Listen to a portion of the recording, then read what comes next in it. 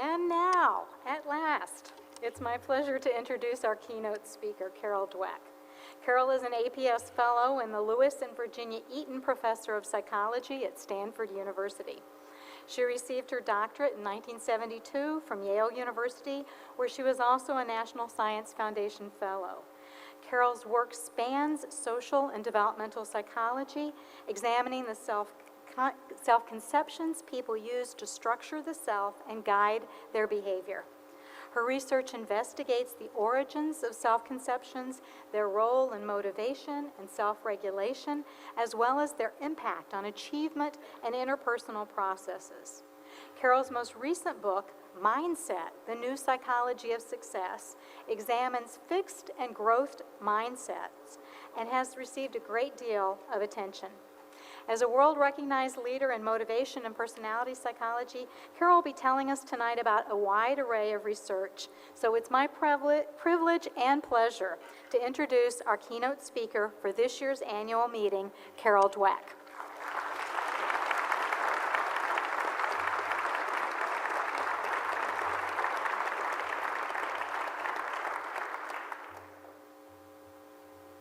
Waiting for the technology.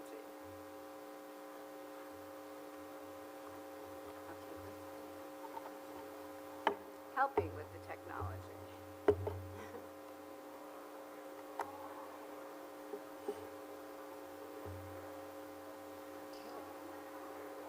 Oh, it's not there. Thank you, Morton. Thank you very much. It's a pleasure to be here. Okay. Twins are an endless source of fascination.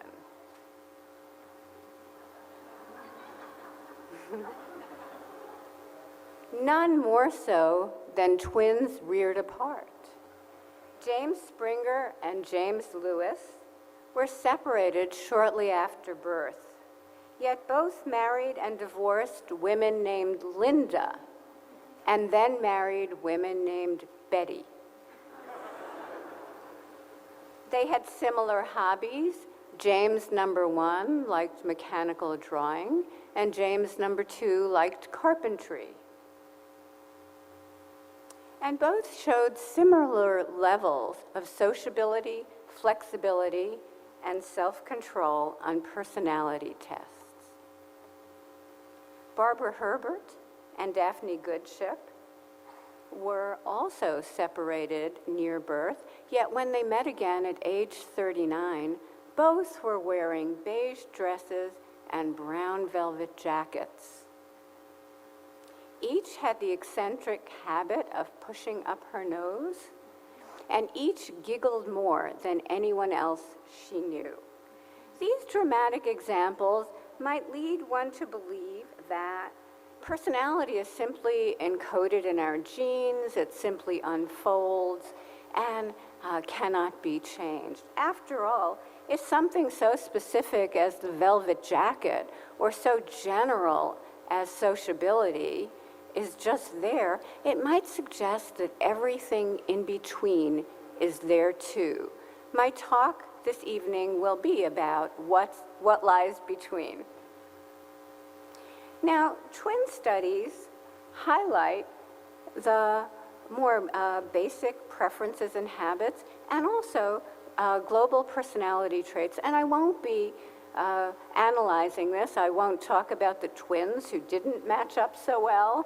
And I won't talk about the more and more research, like the research of Brent Roberts, showing that even these broad traits have enormous variability over the life course and are not nearly as stable as what was once thought.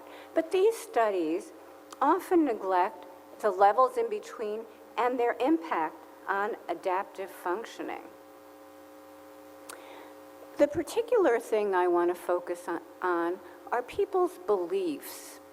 From infancy, people develop beliefs, belief systems, mental models, schemas based of themselves, of their relationships, and the world.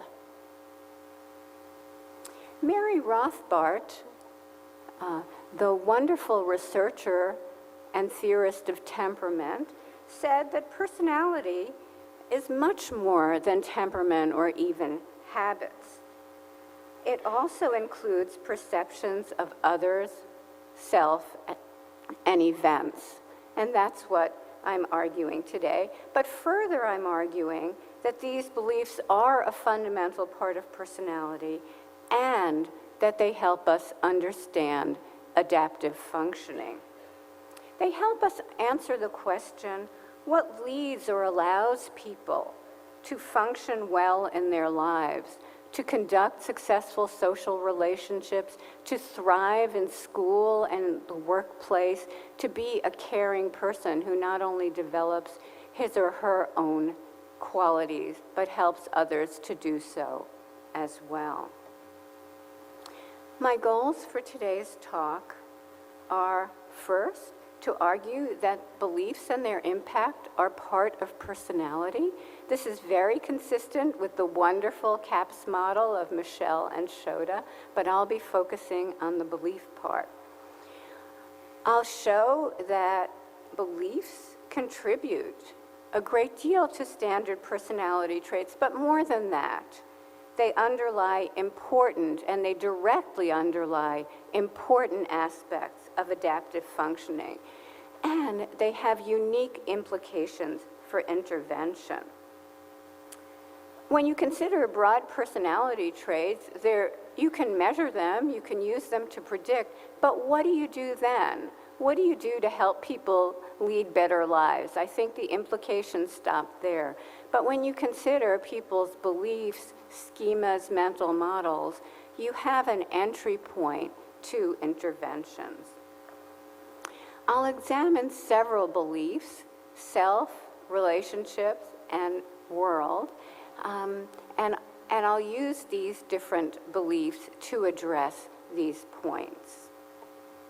I'll start with self-theories, which is a domain that I've studied for quite a while. Many people believe, though most people favor one of two theories about their intelligence. Some people believe that intelligence is just a fixed trait. We call this an entity theory or a fixed mindset. You have a certain amount, and that's that. We find that when people subscribe to this view, one of their main goals is to document that they have high intelligence. They react to setbacks as though they're a reflection of their intelligence, and showing defensive or helpless behaviors. When people believe that their intelligence is something that they can develop, a malleable quality, a potential that can be developed, their goal becomes more one of learning, of increasing their abilities. They react to setbacks in terms of effort or strategies, and they show quite a resilient pattern. What I want to do is illustrate this openness to learning on the part of those with a malleable or incremental theory at the level of the brain. This is research conducted recently with my colleague Jennifer Mangels at Columbia. And the study I'll be presenting is one that has been replicated and extended in a recent paper in the journal SCAN, Social Cognitive Affective Neuroscience. In this study, college students came in, and while they were having electrodes fitted all over their heads, they filled out a questionnaire, so we knew whether they subscribed primarily to an entity or an incremental theory of intelligence. And when the electrode cap was ready, they sat at a computer and answered a series of very difficult general information questions. For example, who was the Union general at the Battle of Gettysburg? Anybody? The answer is Meade, and John Darley is the only person who has ever answered this question correctly. A second and a half, so participants typed the answer into the computer. A second and a half later, they received feedback about whether they were right or wrong. And a second and a half later, they received information about what the correct answer really was. And the question is, when would people harness their attention to receive this kind of information? Harnessing attention was reflected in suppression below baseline. And what we found was that to receive ability-related information, both entity and incremental theorists showed sustained vigilance. After all, you need this information to know how smart you are, and you need this information to learn new things. But when we look at who harnessed their attention to receive the learning-oriented information, the correct answer, we find that only those with the malleable theory harnessed their attention or entered a state of vigilance. For those with the fixed theory, their work was over. They knew whether they were right or wrong. What more do you need to know?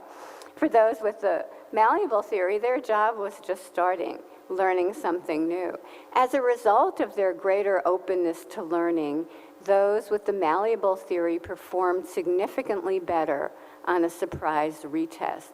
So what if people go around their lives learning or not learning? How does this play out in their achievement? In a study of students making the transition to junior high school, a very difficult and challenging transition, we found that those who entered with an incremental theory quickly achieved, although entity and incremental theorists entered with identical achievement test scores, by the end of the first semester of junior high, they had pulled apart significantly, and they continued on their divergent trajectories, with incremental theorists significantly outperforming those who held an entity theory. Path analyses show that this effect was mediated in the following way. Those who held this malleable or incremental theory, because they focused on learning, and because they believed in effort, and because they showed resilient, mastery-oriented reactions to setbacks, earned increasing math grades. Well, I promised you that a study of beliefs led directly to interventions, so here is one that we did. We looked at students who were in the second semester of junior high school and had been showing steeply declining grades in math. The control group got 8 sessions of wonderful study skills. The experimental group also got 8 sessions, but 2 of those sessions were the incremental theory of intelligence, the idea that the brain is like a muscle and grows stronger with use, and the idea that every time you learn something new, your brain forms new connections. The students were mesmerized by the idea that the growth of their brain was in their hands. And we could see the increase in attention, how riveted they were as this article was introduced. I'll never forget the young man who was actually quite rowdy up to that point, but looked at us and said, "You mean I don't have to be dumb?" What we found was that in the semester after the end of the final grades of the semester in which students got this intervention, the experimental group showed a significant rebound in their math grades, and it wasn't accounted for by the slight superiority of that group at the outset. In addition, teachers who didn't even know there were 2 different groups singled out 3 times as many students in the incremental intervention to say that they had been showing positive changes in their motivation. Teachers said things like, "Your workshop has already had an effect. L, who was the boy who said, "You mean I don't have to be dumb," never puts in any effort and often doesn't turn in homework on time, actually stayed up late working for hours to finish an assignment early so I could review it and give him a chance to revise it. He earned a B+ on the assignment. He had been getting C's and lower. And there are many, many examples of this. Teachers singling out the very things that mediated the superior performance of the incremental theorists, the value of effort, and the orientation toward learning. Catherine Good, Joshua Aronson, and Michael Inslick did a similar study, in fact, slightly before ours, where they found not only that students in the incremental intervention earned significantly higher achievement test scores than the control group after the intervention, but that this intervention closed the gap, very much closed the gap between girls and boys in math. You see in the control group the typical gender difference in math achievement test scores, but you see in the experimental group that this gap is greatly reduced. Other work of Joshua Aronson, Catherine Good, and from my lab as well, is showing that removing the idea of fixed intelligence lessens the susceptibility of stereotype groups to stereotype threat and underperformance. We also have recently been developing a computer-based intervention with the hope that eventually these kinds of interventions can be more widely disseminated. In this intervention called Brainology, by the way, which we have been testing in 20 New York City schools, the experimental group gets the Brainology, 6 computer modules, talking about the brain and how you can make your brain work better. The control groups, again, get study skills. The Brain Orb takes 2 students, Chris and Dahlia, on a tour of the brain. Part of the modules involved a visit to a state-of-the-art brain lab with a mad scientist, Dr. Cerebrus. They do virtual experiments on the brain. They can click on different parts. There are animations of brain cells growing connections when you learn, and there are plenty of jokes. Rat Daddy says, "It's like I'm telling you, kid, in this life you need connections, lots and lots of connections." And we're still analyzing the achievement test data, especially the follow-up achievement test data.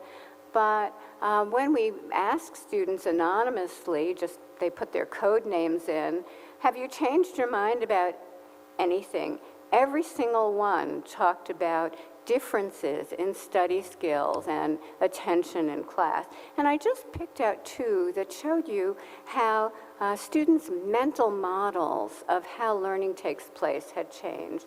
So Biggie says, "Yes, I imagine neurons making connections in my brain, and I feel like I'm learning something." My favorite thing from Brainology is the neurons part, where when you learn something, there are connections and they keep growing. I always picture them when I'm in school.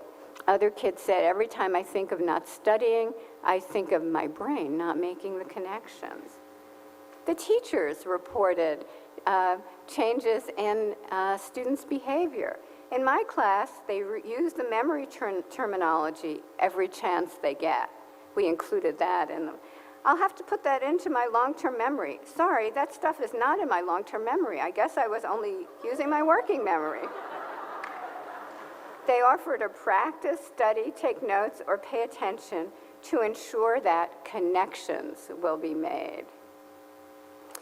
I should also mention that a number of researchers, especially Peter Heslin at SMU, have been doing incremental theory interventions with managers in the workplace and following them over a 6-week period after the intervention, showing that the managers become more open to critical feedback from their employees, more aware of change in employee performance, not stuck in their original impression of the employee's fixed traits, and more willing and able to mentor their employees. The second set of beliefs that I want to talk about are relationship beliefs, the fundamental beliefs we have about our relationships with other people. Now, most of you probably know that many years ago, John Bowlby suggested that as infants and young children interact with their caregivers, they form internal working models of how relationships work. He proposed that these internal working models serve as prototypes for subsequent relationships and guide children in their subsequent relationships. He suggested that insecure models, which we'll talk about in a second, may not allow children to recognize consistent, available, and affectionate caregivers when they do become available. Now, infant attachment researchers had measured for years the attachment quality of children with their caregivers, and they assumed that internal working models were accompanying attachment. But they had never measured this in infants. They've measured it in older individuals. No one had actually measured it in infants until recently a team led by Susan Johnson at Stanford, and I'm proud to be a member of that team, devised procedures based on the infant cognition literature to get at working models in 12 to 16-month-old infants. First, infants were, not first, later, but I'll tell you first that infants were assessed in the strange situation with their mother. So how do you assess an attachment relationship? Ainsworth developed the strange situation, putting a mother and child or father and child in a novel situation and choreographed a series of separations and reunions. A secure attachment relationship is one in which the infant is able to use the mother as a secure base in this stressful situation to regulate their emotion. In insecure relationships, the child is not able to do this. We also used a habituation looking time paradigm to assess the infant's expectation of positive or negative responses from caregivers. We used abstract shapes to represent the mother and child. Why did we do this? Because we didn't want to just look at the child's expectation about his or her own mother, but rather what Bowlby was suggesting was an abstraction of a generalized relationship. And other infant researchers had shown that children could operate with geometric forms, seeing them as representing people. In the habituation phase, which is shown at the top, children were shown over and over a tape in which the large sphere, whom we'll refer to as the mother, started mounting the steps. The child tried to follow but was unable. And at a certain point, when the mother was on that first plateau, or second plateau, the baby ball started pulsing, bouncing, and emitting a plaintive wail, which was actually a recording of a human infant's cry. Children were shown this over and over until their looking time decreased to half of what it had been originally. And then they were shown two test trials, two test stimuli in counterbalanced order across infants. One showed the mother returning to the infant the responsive test trial on the left, and the other showed the mother continuing on her way away from the infant. I know, doesn't it get you? So, in the infant cognition literature, they look at what happens to an infant's looking time when an event is just expected.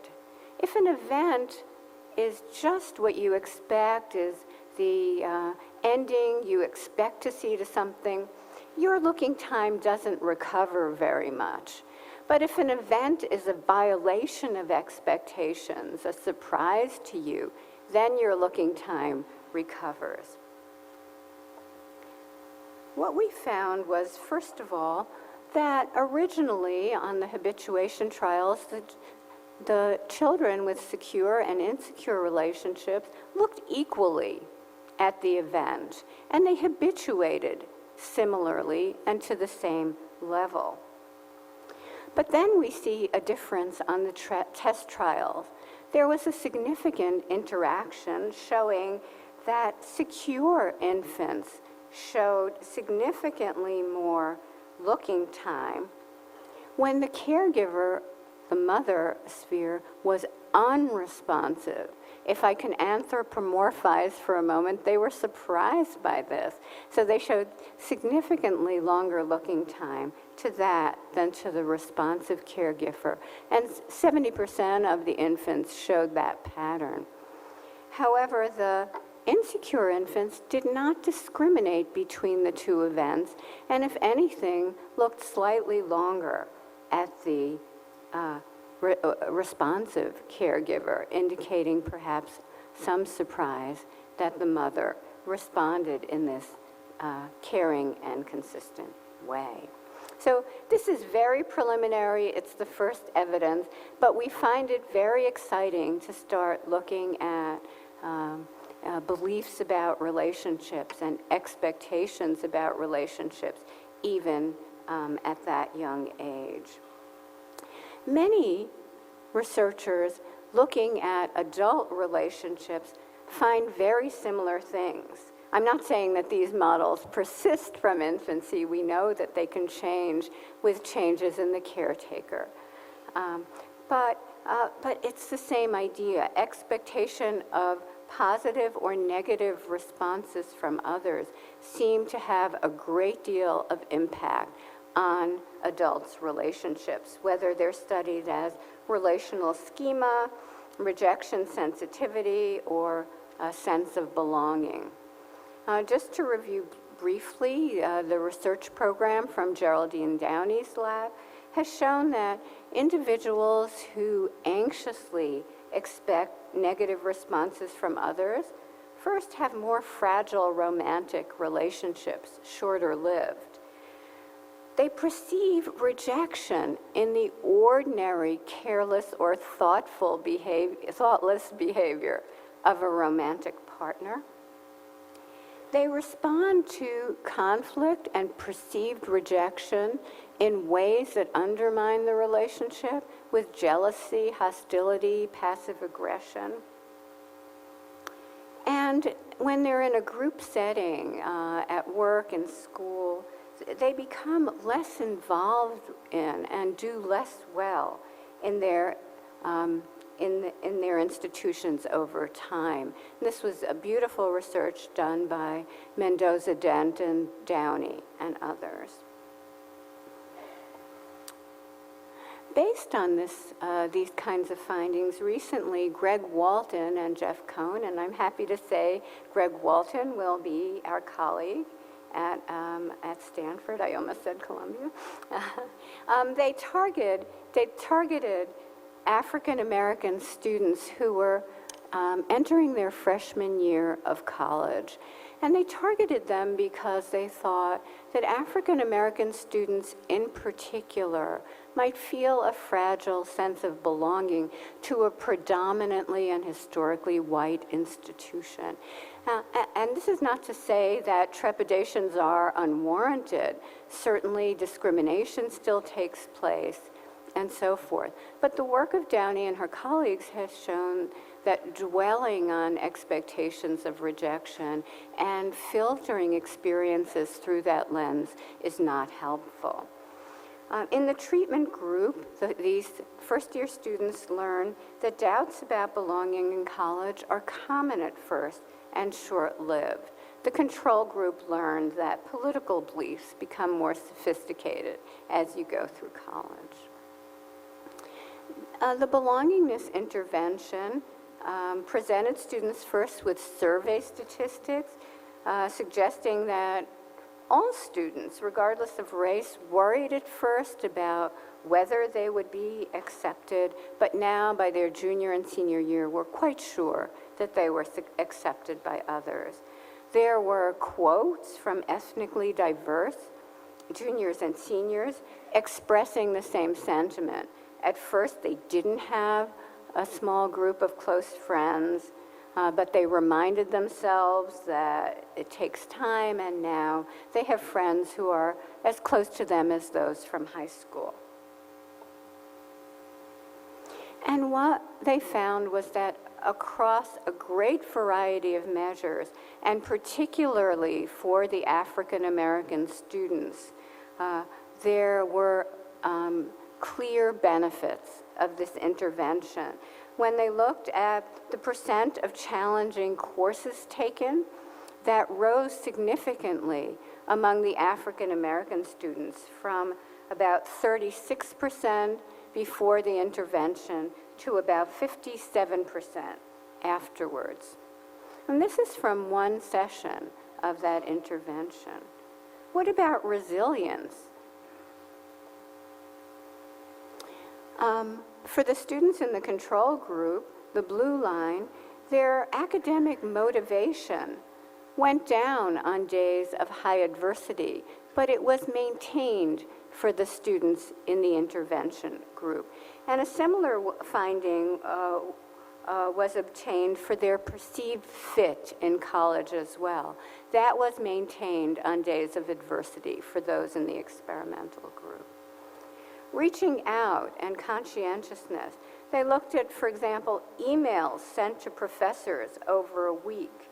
3 times, and this is just for the African American students, 3 times as many for those in the treatment group as those in the control group. And I hear my colleague Lee Ross thinking, is that good? Yes, it is for students who may have felt excluded otherwise. Looking at the hours that students studied each day, there was a sharp and significant advantage for those students who had been in the treatment condition. Also, just looking at a composite that includes not just hours studied or email sent to professors, but did they speak out in class? Did they attend review sessions, office hours, and study groups? On the left, you have the white students not showing any help from the intervention. But for the black students, where sense of belonging is an issue, you find a very sharp and impressive increase in that composite. What about grade point average, the bottom line? What they found was that in the semester following the intervention, on the left you have all of the campus-wide African American students in their freshman year. The blue bar is the control condition, so they showed decreases that semester. And in the treatment condition, they showed an increase in their grade point average. And by the junior year, they were fully on a par with the grade point of the white students. No achievement gap. This is very much in the tradition of other belief interventions, like early attribution interventions by myself or Wilson and Linville, showing that when you change people's interpretation of what's happening to them, you can change the way they react to that. And all of these belief interventions together show that when you target something very specific, like a belief, modest input can have a surprisingly large impact. And this was written about very cogently by Tim Wilson in a recent issue of Science magazine. I also want to argue that beliefs can help us uniquely understand the impact of experience on personality and functioning. Experience shapes self-theories. I've shown that in work with praise, work with Claudia Mueller and Melissa Kamens. Praising children's intelligence puts them into that fixed theory. Praising their effort or strategy pushes them toward a malleable theory. Experience shapes expectations of positive or negative responsiveness from others, and experience shapes attribution. So I want to suggest that the residue of experience is often carried forward in children's beliefs or adults' beliefs based on their experience. For example, in the case of attributions, these 3 studies looked at children who were confronting negative events, often very negative events, and found that the impact of these events on their subsequent functioning, indexed by their vulnerability to depression, was very much a function of their attributions. When the events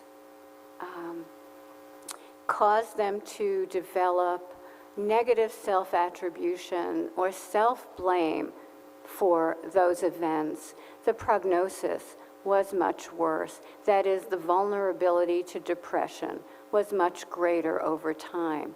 When those attributions changed, so did the vulnerability. So you might say again that the experiences were packaged in these beliefs and carried forward by them. In conclusion, I have emphasized the in-between part of personality, acquired, somewhat stable but also malleable beliefs. I've wanted to emphasize the important role they play in the more general traits that people may measure, but more important from that, they are a direct pipeline to important aspects of adaptive functioning. I argue that they have unique implications for interventions, and they are an important way of understanding the impact of socialization and of experience in general. Well, maybe it was inevitable that James Springer and James Lewis would love carpentry and mechanical drawing, or that Barbara and Daphne would giggle. But it is not inevitable in many, many cases that people will function poorly in important areas of their lives. Beliefs matter, beliefs can be changed, and when they are, so too is personality. Thank you.